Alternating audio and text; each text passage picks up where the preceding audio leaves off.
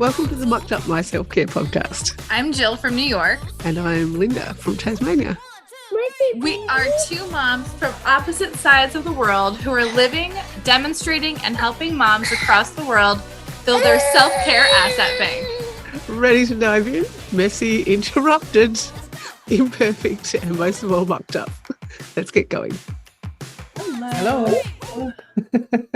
Snap, we both went in at the same time. All good. I like it. Yes. Welcome to another Monday. Another week upon us. Yes. A busy one for you and for me, I'm sure. Yes, it's always busy, it feels like, but so be it. Yeah, so let's get started with some highs and lows. Okie dokie. Your turn to go first, I think. Okay. Lows, highs. My goodness. Okay, so a high is, oh no, we'll do a low. We're in the middle of figuring out transitioning out of diapers for bedtime. And yes, it was by accident because I forgot to go buy more. So we're like, we'll try it and see if he does make it through the night without wetting the bed. So we had like 3 nights of bedwetting, 3 nights of no bedwetting, and then back to bedwetting again. So we're back to pull-ups. It's just going to have to be that way until we're feeling ready, which is just fine. I'm not trying to rush it. It was just by accident. So yeah. My eldest 2 boys were in nappies for, quite a while after they were out of daytime. Yeah. So it happens. Yeah.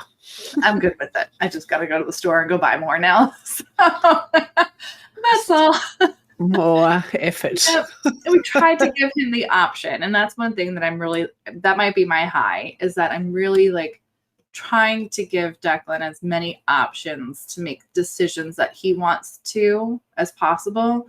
And instead of telling him that this is what you have to do, it's like, this is what we are going to do, but do you want to do it this way or in this order first? And letting him, because then he gets excited about it and then tells everybody else about it too. And when he's excited, that means it's like almost like it was his idea, and then it's a confidence thing. Yeah. It's so much fun. So even with the diapers, he's like, no, I don't want to wear them. I want to try again. I'm like, but bud, you're not. It's doing the best job of waking me up. So it's like, do I now set an alarm to go wake him up and go potty? Do I put a toilet in his room and give him the option to do it right in there? But he's not making it out of the bed to get there. So it's like, where are we at? Yeah. So some trial and error and we'll figure it out. But it's exciting when he is excited about his ideas because he's gotten to choose to do something. Yeah. It's so funny because my 3-year-old, who's just a little bit younger than Declan, and Quinn just went from stopping nappies in daytime and then stopped them overnight at the same time. And I think we've had maybe 2 or 3 accidents. Wow. But what's really funny for me, and it plays a lot into his character, is the fact that if he does wet them, we had a wet bed, I think 2 or 3 nights ago, and he actually gets out of bed, gets undressed, takes his pajamas to the laundry, and then comes into me while naked and said, Mom, can you help me get some clothes, please? Whereas the older 2 just would have lain there and been like, Mom! Yeah. Like, the whole time. Declan, he does it so softly. It's Mommy. And like, I can barely even hear that you're like trying to get my attention, dude. Yeah. The first night he did awesome and came and got us, but he woke up the whole house trying to get to us, like almost took down our door. I'm like, that's the kind of energy I need when you have to go potty in the middle of the night, dude. Like, no, he got out of bed, put his pajamas in the laundry for the wash, and then came into me and was like, Mom, I need some new clothes, because he was cold. But he'd already been trying to get dressed in the half dark as well. We just seem to have this refusal to go to the toilet before bed. He doesn't seem to think that he needs to go. But that's when we have an accident. It's like he needs to actually go before bed, but he digs his heels in and doesn't want to do it. So now we call it a tinkle before bed. So, yes. Sorry. Anyway, I don't think we got to your high. No, we got both of them out. That was Okay. it. I was Declan making his decision. So that is on you now, Linda. Highs and lows for you. Well, I think that's a high for me, is the easy transition of the nappies at bedtime, or lack of nappies. So we still have one little one who needs them, obviously, because she's only one. But the fact that he's just gone from not wanting to anything to do with the toilet for months and months and months. Yes. Like, he was a lot later than Declan in toilet training. He just did not want a bar of it at all. Went camping and said, no, we can't take them camping. And that was enough. That was it. So that's definitely a high. I think a low for me, I was being a little bit ambitious maybe at the park this afternoon and did some pull-ups at the park as well. And I think I've slightly done something to my ab muscles in the process. So I was just impressed I could do them, but then went, oh, yes, no. So they should be fine, but just feeling it more than I did beforehand. So thought I was a lot more confident than what I was. The confidence is there. The strength may not be there just yet. I know pull-ups are hard for me, and so I like that they use the bands, which I loved that idea. Wrap the band around, put your foot or your knee in it to help you. And I'm like, oh, I can do pull-ups all day with this as support. So I think that confidence comes in our support that we have too. So. Yes, very true. Very good analogy. A lot of women can't do them as well. So it's actually physically, we've got our body mass is much more lower than men as well. So it's pretty physiology behind it. I never would have figured that one out. Yes, it's very true. There's that cat again. Yes. He's been a real pain in my butt lately. I've seen lots of that cat lately. Feels like he's, wanting a bit more attention than normal. Yeah. So let's talk today about that confidence factor. And confidence in self-care specifically. Yeah. When you feel like you do have confidence in your own self-care, what does that look like for you? And how does it feel? I feel I get more of the purpose of what it was intended for out of that activity that I do, or lack of activity that I do. And we've talked about before, like what self-care at least means to me, which is, something that brings me joy. So when I'm feeling that the energy leak is no longer there, that I feel fulfilled, that I felt joy from doing it, that's what builds my confidence in what I've done, and then solidifies that, yes, this is the self-care that I need in these instances. Or I look back at it like from the end of the week, and what were some of the highs was that self-care things that I did, and then I can see like that actually worked. Let's do this again the next time I have a week like this. Let's remember how I planned this week out. So I think that self-care confidence is built when you see it working and you get that evidence for yourself that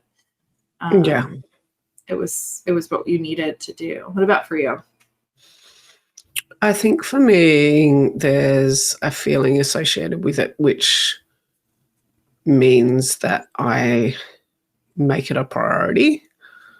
and make sure that it happens. So that's a big part of, I think, what gives me confidence in following through and setting realistic expectations of how I want to feel at the end, or how much I can do, or how much I maybe need, and that sort of thing. So I think that's a big part of it. There's other layers to that as well, I think, that we could definitely talk about and explore. But for me, it's prioritizing it for me and knowing that others around me will benefit at the same time.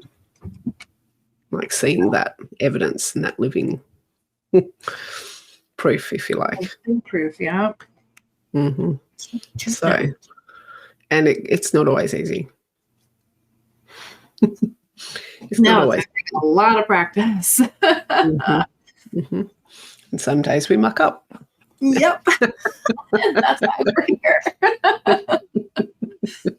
I mean, even in the recording part of this episode has built my confidence in being able to have a conversation around self-care and figuring out like the depth of what it means for me, building up, with my cycle stuff and recognizing the different energies throughout each week that a woman goes through, matching that up with the type of self-care, that alone, seeing how much that has improved my well-being brings up the confidence.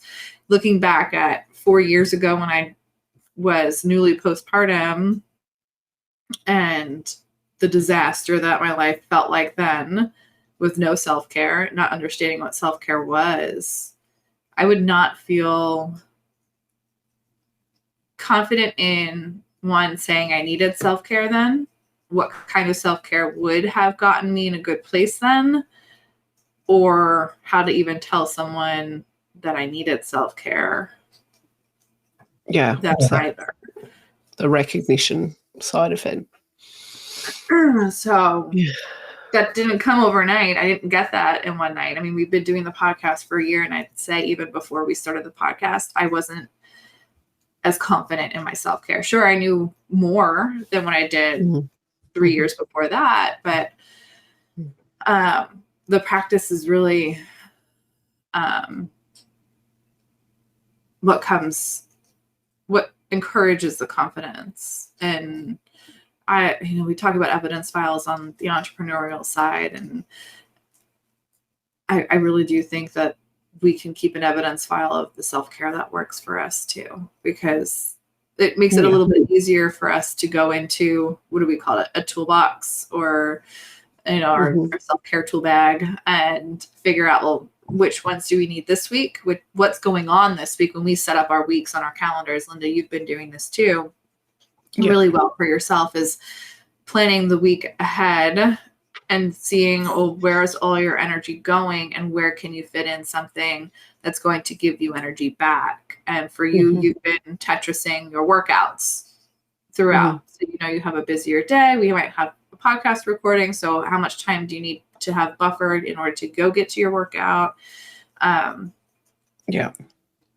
For me, it's a week that I'm on my period, I'm doing a lot less stuff around that. And a week that I'm right after my period, I can pile it on because I have the energy to go for it. So that's knowing that flow for our week is what has been helping me plan out when and how much is needed. And seeing that on the calendar is huge evidence in my book of knowing, well, this is what I did last month. We're going to try this again this month. Yeah. And smaller steps, I think, is another way that I've built confidence, is remembering that progress takes those small micro steps. You don't climb Everest in one leap. Yeah. Whereas I think having them sprinkled a bit more into that calendar and into that week and into our days, and like we've talked about before, there would have been self-care activities postpartum which I didn't recognize as self-care. there would have been actually moments where I was getting it, but I felt like I wasn't getting any at all. Yeah. So that's also been interesting to reflect on. Yeah. Yeah. I'm trying to think of what. That's a really good point. So we just started trying to we compiled a short list of ideas of things that if we put ourselves back into our shoes when 4 years ago, 11 years ago, just trying to figure out the self-care thing, what were the things that we would have been doing to get ourselves some self-care? Yeah. Like what did we do? What were we not realizing was something that might be on our list today that does bring us self-care that we never would have considered as self-care then? Taking a nap. Right? It also felt impossible. So maybe it's those things that felt impossible to do then that But are possible now. Yeah. Yeah. Another one would have just been, I think, sitting maybe and spending time just with baby. Like that was actually quite fulfilling. I loved those little moments. However, at the time I was like, so I find myself wanting tired. to cuddle Declan more than anything else on some bad days. And I'm just like, I just need cuddles. And I was probably on a bad day, like, no, get this baby away from me. I need to not touch anything. Mm. Mm-hmm. What else? I think the long hot showers were there at times, but I didn't appreciate them because I felt like I just needed more, or it wasn't. Yeah, maybe just hard to relax if you know the baby's not a good sleeper or upset or things like that. Yeah. It's Mhm. one for me was church, which is one of my top 5 self-care activities is church. And it wasn't in the beginning when Declan was a baby because I was going by myself. And breastfeeding in church is a weird thing for me. Like it's a weird thing for everyone. I was probably one of the first ones in a long time to go ahead and breastfeed in my church and just not have a worry about doing it. And so there was a lot of concern about what others would think, but also the interruption of a baby crying is never something that a mom wants to have to worry about. So it wasn't always self-care for me. I think when we get more confident in our self-care, it's because we've shifted our expectations of some of those things that seemed impossible in the beginning or not like self-care in the beginning and have become more fulfilling for us because we just shifted just one thing about it. Like I stopped worrying about what other people thought about it in church. They were there because they didn't stop. They could have stopped coming or said something to me, but they didn't because they loved me. So they were happy to have me there because they wanted us there. They had new life in the church. They weren't going to push us away. And now it's so great because they watched me grow up and now they're watching my son grow up and they talk about it all the time, how big he's getting. And if they're so happy he's there and a part of it because they bring so much life to the church. And what if I stopped doing it because I had gotten worried? Instead, I just shifted my expectations of them and myself. And now I'm trying to get other new moms to come in there and not have that same feeling. And it's like, how do I support someone else in gaining their confidence in being able to have this as part of their self-care too? Yeah. Can you just talk to that postpartum period as well, though? Because I know that we've had episodes about our top 5 and that sort of thing. And I think because you feel like such a shift and a new person and there's a whole heap of newness that comes after having a baby. And I think you lose some of your sense of who you are and your values and all sorts of things like that. So do you think you would have known your top 5 in that postpartum stage with confidence? No. I think they were Same. different. I think if you had asked me maybe a month in, because part of my postpartum story is having the conversation with my friend Sonia about the shower. And we talked about that early on in the podcast, how our basic needs are not self-care, or are they? And if I had been asked just maybe a month after that, your question, like what were my top 5, then they'd probably be completely different and very stereotypical, maybe. Yeah, basic, almost like shower.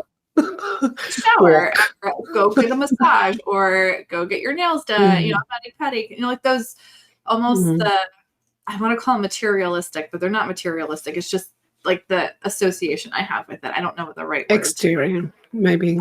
Yeah, like what you see everybody else doing instead of what that living proof is. I think that's more along the lines of what my top 5 would have been then, thinking, not knowing what really does fill my cup and those energy leaks.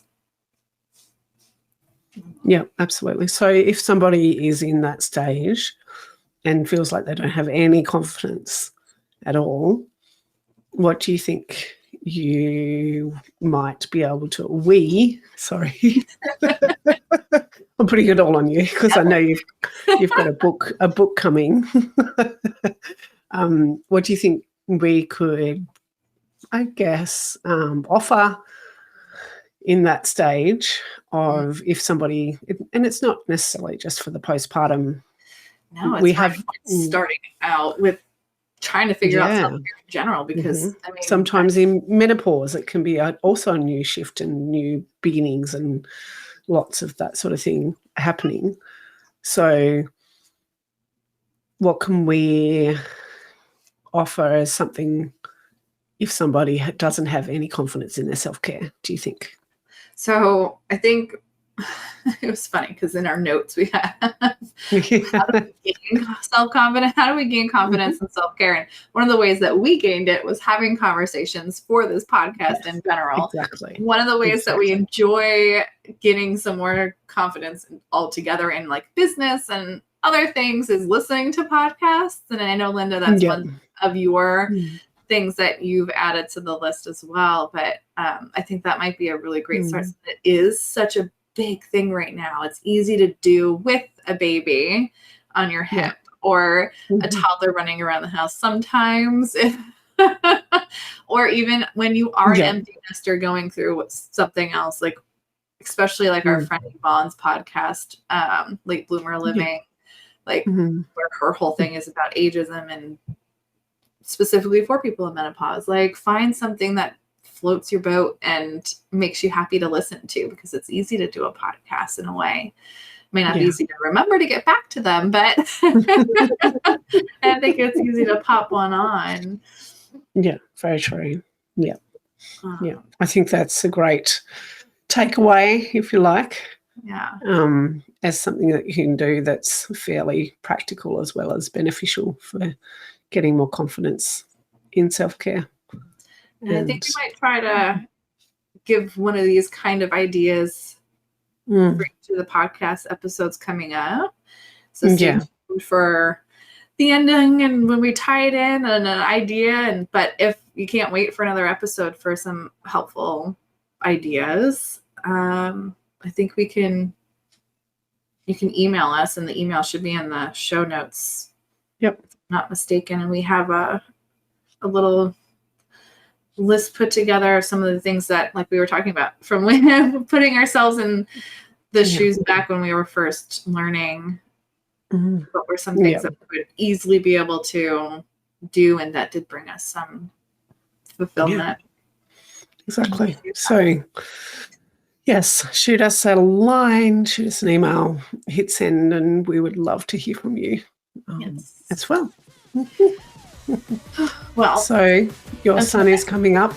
Yeah, like that. It got nice and bright.